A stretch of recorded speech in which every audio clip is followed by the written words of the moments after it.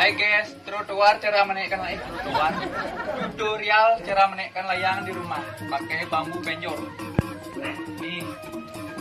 Nah, ini pakai bambu yang isi cagaknya, terus kita naikkan.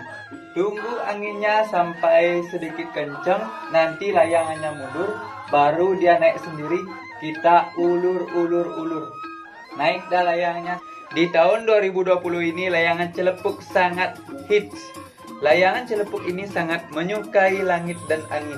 Ingat guys, semakin tinggi layangan terbang, semakin kencang angin yang menghembusnya. Kamulah yang memutuskan seberapa tinggi layangan dengan mengulur tali. Jika ingin tinggi, pastikan benangmu banyak. Selamat mencoba guys, kalian bisa coba di rumah. Gampang kok, bisa main layang-layang di rumah saja.